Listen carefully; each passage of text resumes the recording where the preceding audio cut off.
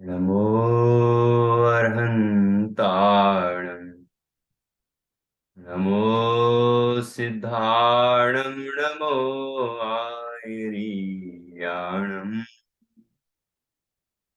नमो अजायाणं मूलोए सव्साहुणम् मङ्गलं भगवान् वीरो मङ्गलं गौतमो गणी मङ्गलं कुन्दकुन्दाद्यो जैन धर्मो सुमङ्गलम् सर्वमङ्गलमाङ्गल्यं सर्वकल्याणकारकं प्रधानं सर्वधर्माणां जैनं जयतु शासनम् जैनं जयतु शासनम् विश्वप्रकाशि महिमान् ममानमेकम् ॐ अक्षराद्य किलवाङ्मयहेतुभूतम् यं शङ्करं सुगतमीशमनीशमाहु अर्हन्तमूर्जितमहं तमहं नमामि।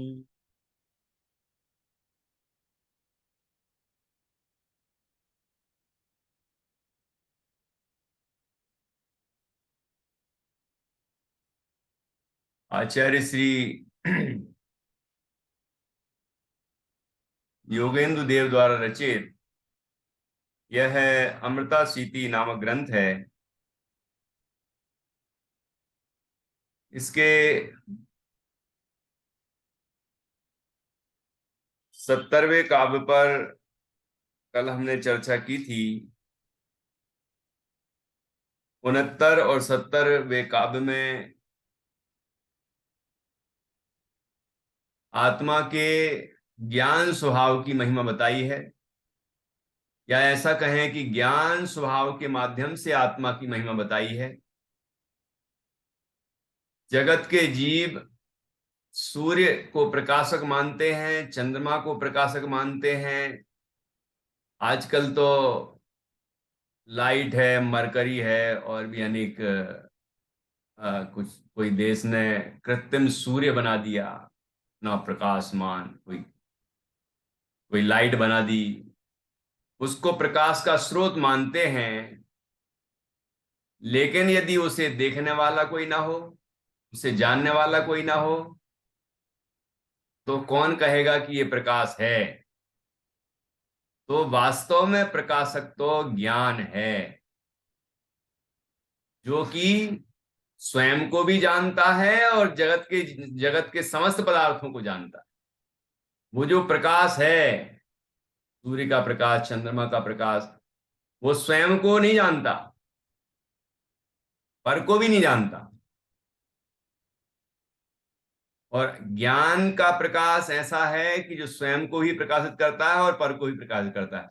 यहां प्रकाशित करने का तात्पर्य उदाहरण के रूप में लेना चाहिए, जैसे कि सूर्य के उदय होते ही पदार्थ जैसे हैं वैसे दिखाई दे जाते हैं, वैसे ही ज्ञान में जैसे पदार्थ हैं वैसे ज्ञात हो जाते हैं। बस इस अपेक्षा से ज्ञान को प्रकाशक कहा है। कोई वैसा जो रूपी प्रकाश है वह ज्ञान में होता होगा, आत्मा में होता होगा, ऐसा तो है ही नहीं। आत्मा अरूपी तत्व है। तो आत्मा अपने ज्ञान के प्रकाश से, अर्थात ज्ञान की सामर्थ्य से जगत के समस्त पदार्थों को जान लेता है, स्वयं को जान लेता है, जगत को जान लेता है। ऐसा सामर्थ्य ज्ञान में है। और ऐसे ज्ञान गुण का स्वामी ये शुद्ध चैतन्य मात्र वस्तु है, आत्मा है, मैं हूं, आप हैं। ऐसे ज्ञान जैसे अनंत गुण जिसके अंदर रहते हैं, जिस मैं हैं, ऐसा शुद्ध चैतन्य आत्मा वह मैं हूं। ऐसी अपनी महिमा आने पर जीव उस महिमा में मग्न हो जाता है और आनंद की प्राप्ति करता है, सिद्धत्व को उपलब्ध करता है। ऐसी सुंदर चर्चा यहाँ पर की गई है। अब यहाँ 71वां छंद है। अब देखिए 10 काव्य रह गए मात्र। 80 अमृता सीति, तो अमृतमयी अशीति अर्थात 80 काव्य जिसमें है वो अमृता सीति है। तो 70 तो हो गए, अब 10 रह गए। बहुत सुंदर हैं काव्य, बहुत जोरदार हैं ये काव्य। तो अब यहाँ 71वां काव्य है। 71वें काव्य में आत्मा के परिज्ञान का विधान बताने के लिए प्रस्तुत छंद है कि ऐसे जो ज्ञानमयी आत्मा है, जो अनंत महिमावंत आत्मा है, ऐसा वह आत्मा कैसे हमारे अनुभव में आए, हम कैसे उसको जाने, अनुभव करें, इसकी क्या विधि है, ये बात यहाँ 71वें काव्य में बताई गई है। बहुत सुंदर है काव्य, काव्य पढ़ेंगे हम।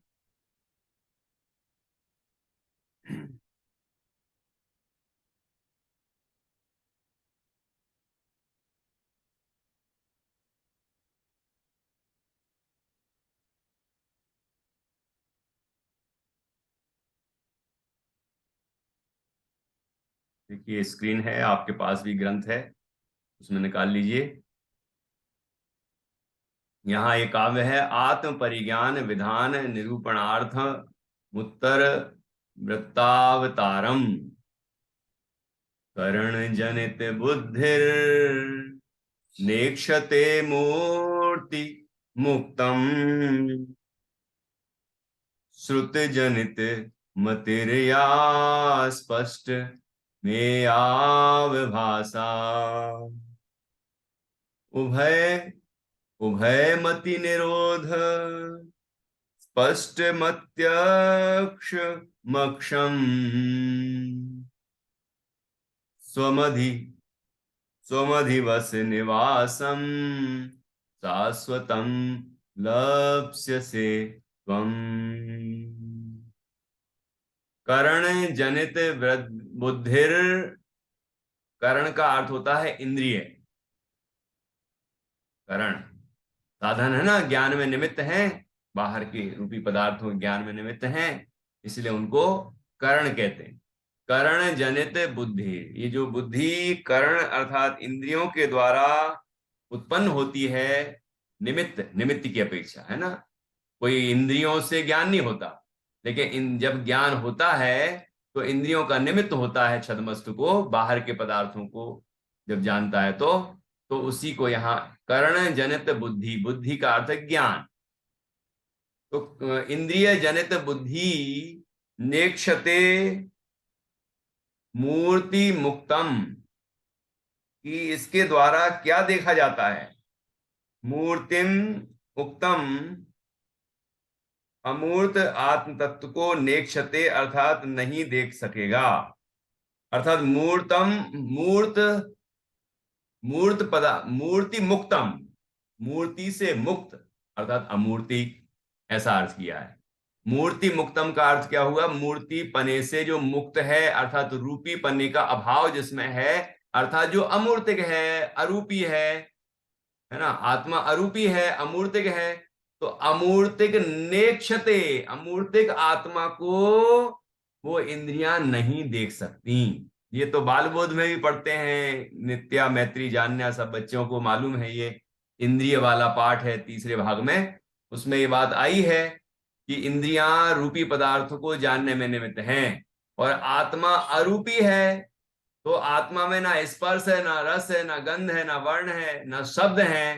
तो ये इंद्रियां आत्मा को जानने में निमित्त कैसे हो सकती हैं? इसलिए ये पांचों इंद्रियां आत्मज्ञान में निमित्त नहीं है, आत्मज्ञान के लिए ये कार्यकारी नहीं है, इसलिए इंद्रिय ज्ञान को हे भी कहा गया। ठीक है, तो यहां पर यही कहा गया है, कर्ण जनित बुद्धिर नेक्षते मूर्ति मुक्तम,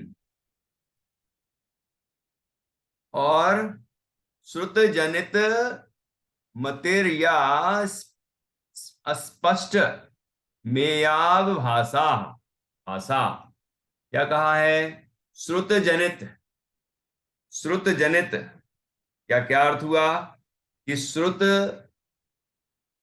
से जनित, ऐसा कह सकते हैं, श्रुत ज्ञान आवरण कर्म के क्षयोपशम से उत्पन्न जो ज्ञान है उसको श्रुत ज्ञान कहेंगे। श्रुत ज्ञान जो हमारा है, मति ज्ञान और श्रुत ज्ञान होता है ना हमें, तो मति ज्ञान किसको कहते हैं? मति ज्ञान आवरण कर्म का क्षयोपशम जिसमें निमित्त हो उसको, उस ज्ञान को कहते हैं मति ज्ञान। ऐसे श्रुत ज्ञान आवरण कर्म का क्षयोपशम जिससे निमित्त है उस ज्ञान को कहते हैं श्रुत ज्ञान। तो अब श्रुत ज्ञान कैसा है? कि श्रुत ज्ञान श्रुत जनित मति ही, जैसे ऊपर कहा था कर्ण जनित बुद्धि, ऐसे श्रुत जनित मति की श्रुत ज्ञानावरण कर्म के क्षयोपशम से उत्पन्न जो मति अर्थात बुद्धि है, ज्ञान है, अर्थात श्रुत ज्ञान या अस्पष्ट स्पष्टम एयाव भाषा, कि उससे अस्पष्ट मेयाव भाषा, मे का अर्थ होता है ज्ञेय, अस्पष्टम नहीं, अस्पष्ट में अवभाषा, ये समास है, संधि नहीं होके समास है यहाँ। तो अस्पष्ट में अर्थात ज्ञेय को, अवभाषा अर्थात जानता है, कि वो जो श्रुत ज्ञान है वो पदार्थों को किस तरह जानता है? अस्पष्ट जानता है, ठीक है, परोक्ष जानता है। तो ये इसका स्वरूप है। तो अब जो ज्ञेयों का पूर्ण स्पष्ट व निर्मल अवभाषण नहीं करा पाती है, तो दो की बात कर दी, एक कर्ण जनित बुद्धि, दूसरा श्रुत जनित बुद्धि, ठीक है, दोनों का स्वरूप बता दिया। अब तीसरा, उभय मति निरोध स्पष्ट स्पष्टम अति अक्षम क्षम अक्षम। क्या कहा? कि अतः इन उभयमति निरोध स्पष्टम, पूर्वोक्त दोनों प्रकार की बुद्धियों का निरोध करने पर स्पष्टता को प्राप्त अत्यक्षम स्वमक्षम इंद्रियातीत ऐसे निजात तत्व में, अत्यक्षम अक्षम की अर्थात जो अत्यक्षम अर्थात इंद्रियातीत है ना, अति अक्षम अतीन्द्रिय, अक्ष का अर्थ होता है इंद्रिय, तो अति अक्ष अत्यक्ष हो गया, तो जैसे इंद्रिय अति इंद्रिय अतीन्द्रिय, ऐसे अत्यक्ष का प्रयोग किया है, अतीन्द्रिय का ये पर्यायवाची हो गया। तो अत्यक्षम अक्षम स्वक्षम की स्वमक्षम इंद्रियातीत ऐसे अक्ष नाम आत्मा भी होता है। तो यहां पर अक्ष का अर्थ होगा आत्मा। तो इंद्रियातीत आत्मा को, आत्मा में निजात तत्व में अधिभास स्वम अधिवास निवासम शाश्वतम लप्स्यसे त्वम, की अधिवास अर्थात निवास करो, जो अतीन्द्रिय है, दोनों प्रकार की जो ऊपर बुद्धि बताई है उससे जो अतीन्द्रिय है, अतीत है, ऐसा जो निज शुद्ध चैतन्य तत्व है, आचार्य कहते हैं उसमें निवास करो। और कब तक निवास करना है? कि जिससे त्वमपि तुम भी शाश्वतम अविनाशी निवासम अर्थात निवास को लक्ष्य से प्राप्त करोगे। शाश्वत निवास कौन सा है मैत्री? शाश्वत निवास है मोक्ष, मिलता जहां पूर्ण विश्राम, ठीक है ना, वो हमारा मुक्तिपुरी है, मेरा धाम, वो शाश्वत निवास है। सत शिव सुंदर मेरा धाम, सत है वो, सुंदर है वो, मेरा धाम है, ठीक है ना। ऐसा मोक्ष जो है वह हमारा धाम है, वह प्राप्त करोगे। ऐसा कह रहे हैं कि जो इंद्रिय जनित ज्ञान है वो पर पदार्थों को जानने में निमित्त है, रूपी पदार्थों को, उनमें भी, ठीक है। और जो श्रुत ज्ञान है वो श्रुत ज्ञान भी ज्ञेयों को जानता है लेकिन अस्पष्ट जानता है। लेकिन इन दोनों तरह का जो ज्ञान है उससे रहित जो अतीन्द्रिय ज्ञान है, मतलब इंद्रिय और मन के निमित्त से जो नहीं जानता, बल्कि जो स्वयं आत्मा से प्रकट हुआ है ज्ञान, वो भी आत्मा से ही प्रकट हुआ है, लेकिन उसमें इंद्रियों का निमित्त हो गया, मन का निमित्त हो गया, तो उसमें इंद्रिय मन निमित्त हैं। लेकिन यहां तो वो अतीन्द्रिय है। अब आप कहेंगे कि श्रुत ज्ञानी को अतीन्द्रिय ज्ञान कैसे होगा? तो श्रुत ज्ञानी को अतीन्द्रिय ज्ञान ऐसे होगा, ये जब जब जीव अपने मन के निमित्त से तत्व का निर्णय करता है, पर से भिन्न अपने शुद्ध चैतन्य तत्व का निर्णय करता है, तो जब तक मन में निर्णय किया, मन का निमित्त जहां तक है वो मन जनित हुआ, मन जनित निर्णय। और निर्णय होने के बाद जैसे ही सविकल्प से निर्विकल्प अवस्था में पहुंचा, मतलब निज चैतन्य की अनुभूति प्रकट हुई, तो अब उस अनुभूति को क्या कहेंगे? मन जनित कहें कि की स्वानुभव जनित कहें?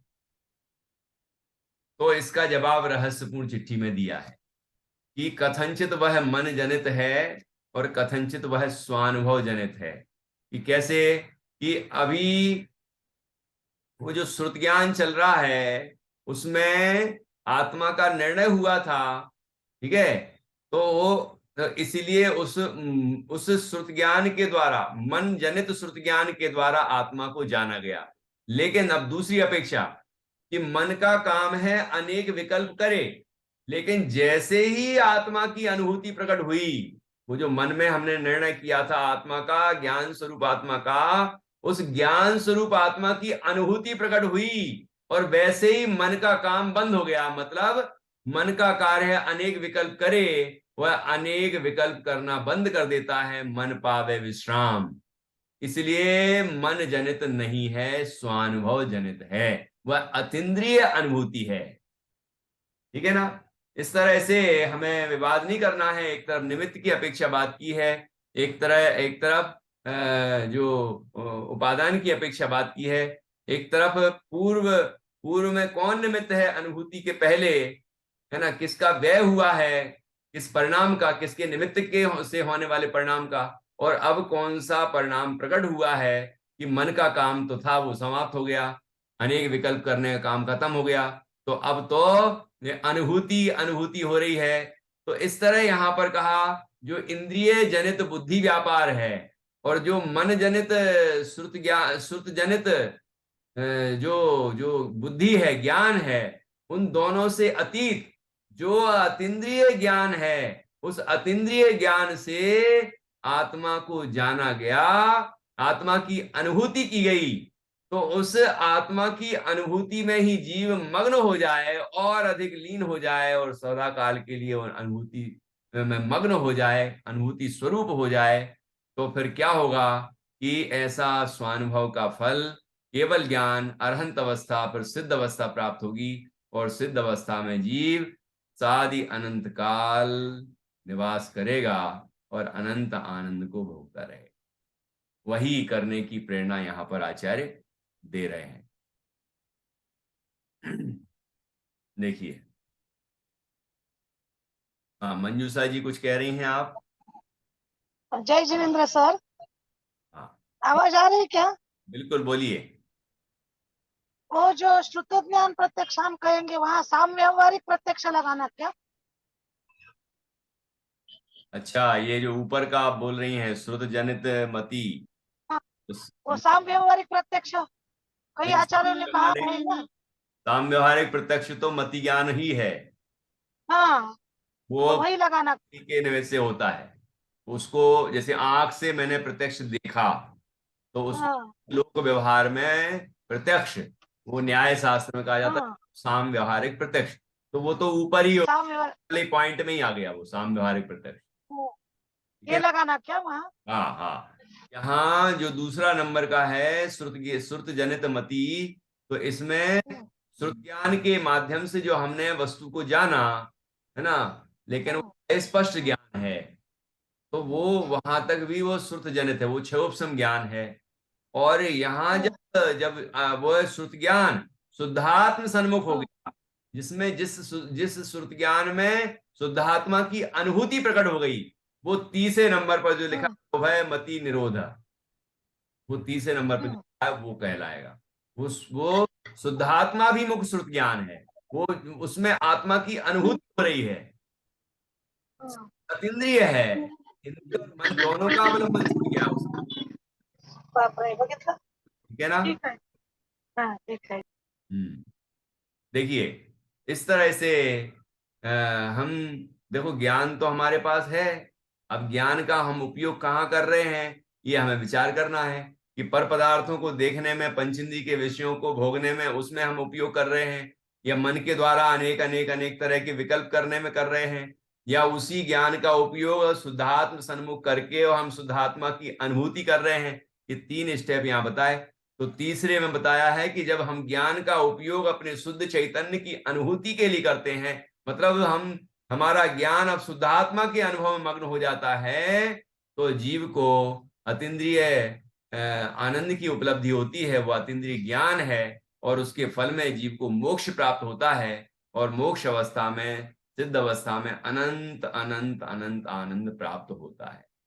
ठीक है, ऐसी बात यहाँ कही। और थोड़ा अभी और आगे पढ़ेंगे तो और कुछ विशेष आएगा। देखिए, आत्मा के परिज्ञान का विधान बताने के लिए प्रस्तुत छंद है। आत्मा का परिज्ञान कैसे होता है, ये विधि यहाँ बताई गई है। इंद्रियों के द्वारा उत्पन्न या इंद्रियाधीन ज्ञान अमूर्त आत्म तत्व को नहीं देख सकेगा, पहली बात। और जो श्रुतावरण कर्म के क्षयोपम अथवा जिनवाणी के अभ्यास से जनित जो बुद्धि है, वह ज्ञेयों का पूर्ण स्पष्ट व निर्मल अवभाषण नहीं करा पाती है।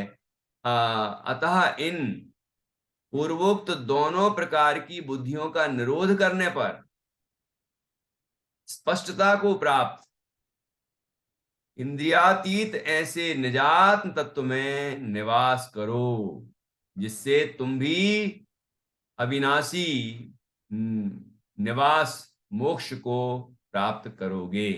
देखिए, अपने ज्ञान का उपयोग इंद्रियों के माध्यम से जो हो रहा है वह करना बंद कर दे।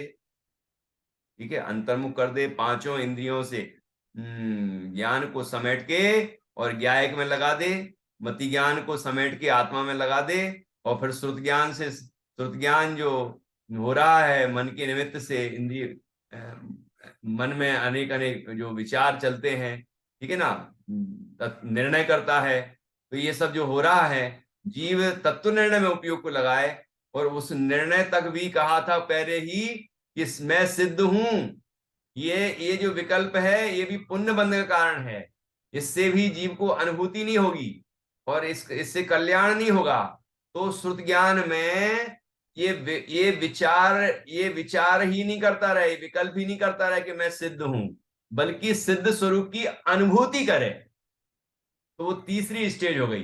देखिए, इसमें हमें समय सार ग्रंथ की 143वीं गाथा का स्मरण भी आ रहा है।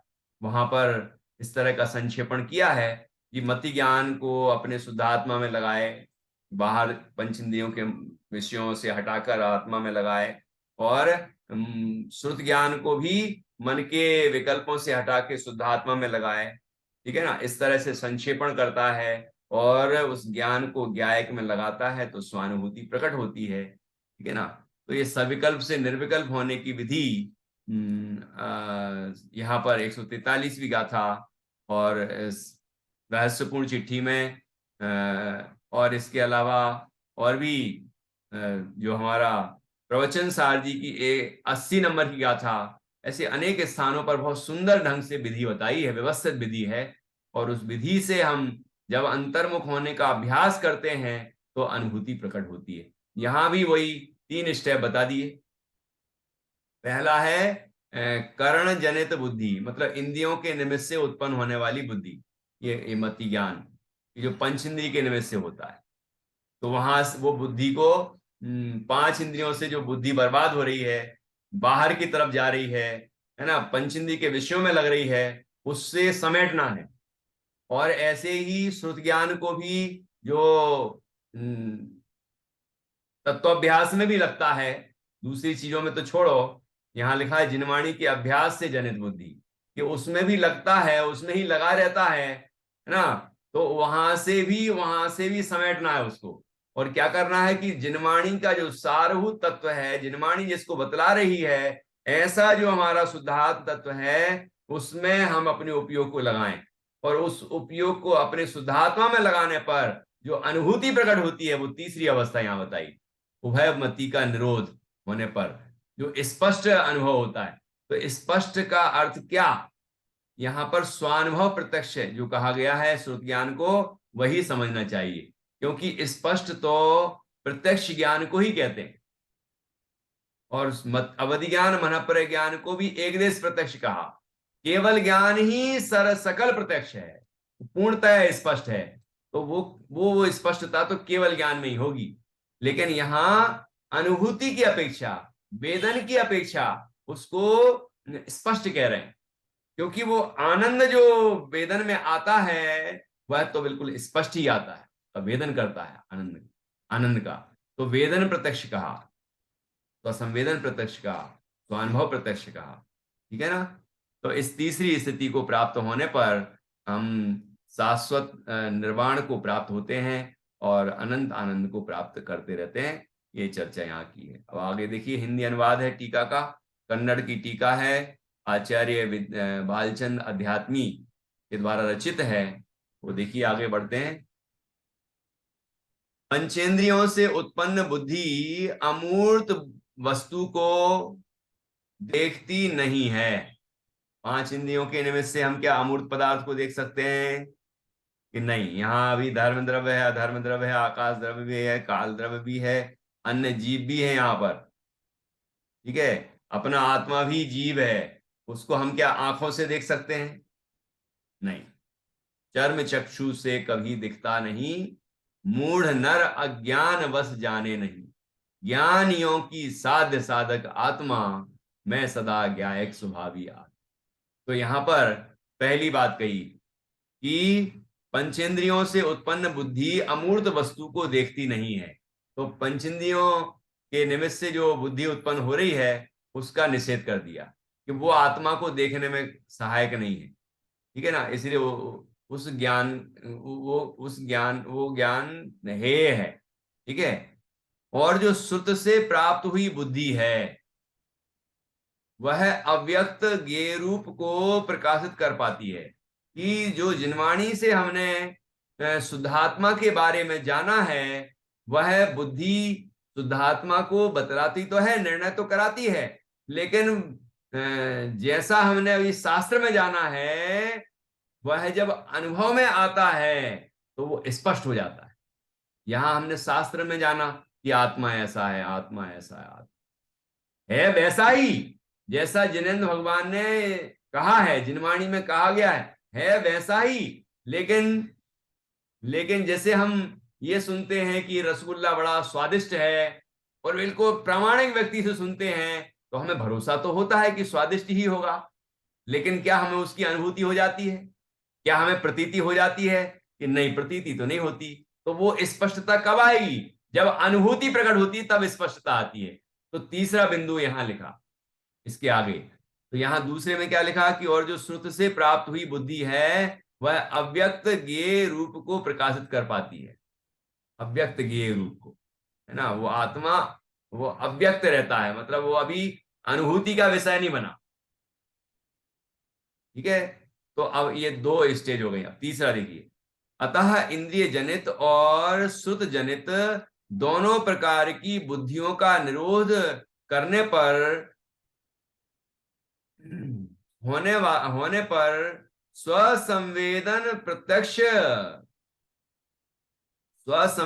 प्रत्यक्ष अतीन्द्रिय स्वरूप वाले निजात्मा को प्राप्त करो।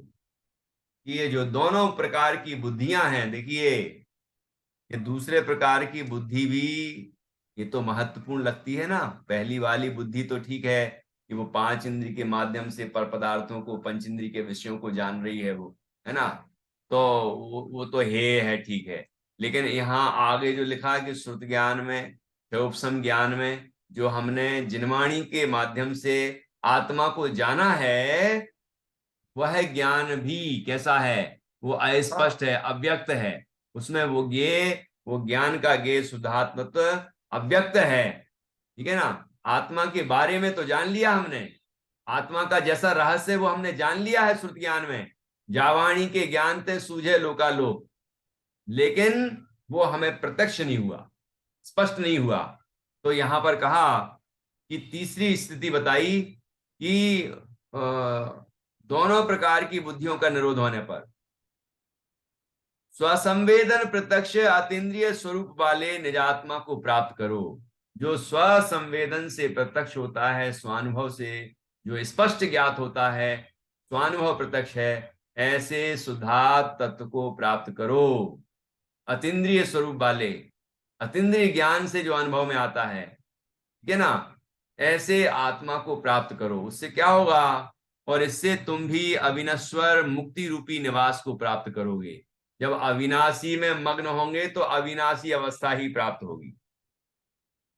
विनाशिक पदार्थों में मग्न होंगे तो विनष्ट होते रहेंगे, संसार में परिभ्रमण करते रहेंगे। तो यहां हम अविनाशी तत्व में मग्न हो तो हमें अविनाशी सिद्ध अवस्था प्राप्त होगी। भावार्थ, अनंत सुख के कारणभूत होने से स्वसंवेदन ज्ञान ही उपादेय है, ऐसा अभिप्राय है। इतना सुंदर यहां पर अभिप्राय प्रकट किया है। अनंत सुख के कारणभूत, अनंत सुख, सारा जगत सुख प्राप्त करने के लिए ही प्रयत्न कर रहा है। आप किसी भी चीज को पाना चाहता है, उसके अंत में यदि पहुंचेगा वो कि क्या मिलेगा इससे, इससे क्या, इससे क्या, इससे क्या, तो अंत में कहेगा इससे मुझे सुख मिलेगा। सारा जगत सुख की तलाश में है, लेकिन वह सुख यहां है। कस्तूरी कुंडल बसे मृग ढूंढे वन माई। ठीक है ना। तो अनंत सुख के कारणभूत होने से स्वसंवेदन ज्ञान ही उपादेय है, ग्रहण करने योग्य है, अनुभव करने योग्य है, प्राप्त करने योग्य है, ऐसा अभिप्राय है। विशेष यहां पर मति और श्रुत जनित बुद्धियों से अमूर्त आत्म तत्व का ग्रहण असंभव बताया है, दो प्रकार से। तो मति और श्रुत जनित बुद्धियों से, मति जनित बुद्धि पंचेंद्रिय के निमित्त से होने वाली, और श्रुत जनित बुद्धि जो मन के निमित्त से होने वाली, या श्रुत शास्त्र के निमित्त से होने वाली, इन दोनों से अमूर्त आत्म तत्व का ग्रहण असंभव बताया है। आत्मा पर पीएचडी करने वाले भी जरूरी नहीं कि आत्मा को जानते हो, आत्मा की सुंदर बारीक व्याख्या करने वाले भी जरूरी नहीं कि आत्मा को जानते हैं, क्योंकि वह जो ज्ञान है वह शास्त्राधीन है। ठीक है, शास्त्र में जाना है कि आत्मा ऐसा है, लेकिन अनुभव करके नहीं जाना। इसलिए अब हमें अनुभव करना है। शास्त्र से जान लिया, अनुभूति का विषय बनाए, तो ही हमारे इस ज्ञान की सार्थकता है। यही कहा है यहां पर। और देखो, यहां पर मति और श्रुत जनित बुद्धियों से अमूर्त आत्म तत्व का ग्रहण असंभव बताया है, तथा अवधिज्ञान व मन पर ज्ञान तो मूर्त पदार्थों को ही विषय करते हैं, तथा केवली अवस्था तो आत्माराधना का फल है।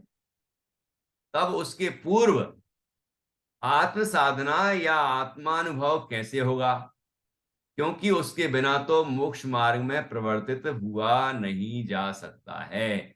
वो कैसे होता है आत्मानुभव, वो आत्मा कैसे प्राप्त होता है, जबकि हमारे पास जब दो मति और श्रुत जनित बुद्धियों से अमूर्त आत्मा ज्ञात नहीं होता, और अवधि ज्ञान मन पर ज्ञान से भी ज्ञात नहीं होता, क्योंकि उनका विषय ही मूर्त पदार्थ है, और केवल ज्ञान अभी हुआ नहीं है, वो तो स्वानुभव का फल है, आत्म साधना का फल है, वो तो होगा। तो अभी हम कैसे आत्मा को जाने जिससे कि वो केवल ज्ञान हो, तो वो विधि यहां इस श्लोक में बताई गई 71वें। इसका समाधान है स्वसंवेदन ज्ञान, जिसके द्वारा आत्म तत्व का प्रत्यक्षवत अनुभव संभव है। देखो, इतने सारे ग्रंथों में लिखा है, इतने सारे ग्रंथों में आया है। अनंत ज्ञानियों का एक मत और एक अज्ञानी के अनंत मत। वो खुद ही एक अज्ञानी है, लेकिन अनंत मिथ्या मान्यता है उसकी, अनंत मत है उसकी, ठीक है ना। एक विचार नहीं है, एक दर्शन नहीं है उसका, अनंत। और अनंत ज्ञानी पूरे विश्व में कहीं भी हो, सबका एक मत होगा, ठीक है ना। आप यहां महावीर स्वामी की दिव्य ध्वनि सुने, वहां सीमंदर स्वामी की सुने, तो आपको एक ही बात सुनाई देगी। वस्तु का जो यथार्थ स्वरूप है वो एक ही प्रतिपादित होगा। ऐसे पूरब में जो मुनिराज हुए, आचार्य हुए, पश्चिम में हुए, दक्षिण में हुए, उत्तर में हुए, सबके ग्रंथों का संकलन हम करते हैं अब, और उनका स्वाध्याय करते हैं। भले ही वो आचार्य आपस में कभी नहीं मिले, लेकिन उनके जो ग्रंथों में वस्तु का स्वरूप प्रतिपादित हुआ है वह एक है, एक मत, अनंत ज्ञानियों के एक मत, और एक अज्ञानी का के अनंत मत ना। ये बात समझने की है। तो यहां देखिए कितने सारे ग्रंथों के उदाहरण दिए हैं जिसमें बताया है कि स्वसंवेदन ज्ञान जिसके द्वारा आत्म तत्व का प्रत्यक्षवत अनुभव संभव है। इस स्वसंवेदन को मानस अचक्षु दर्शन या भाव सुत ज्ञान भी कहते हैं।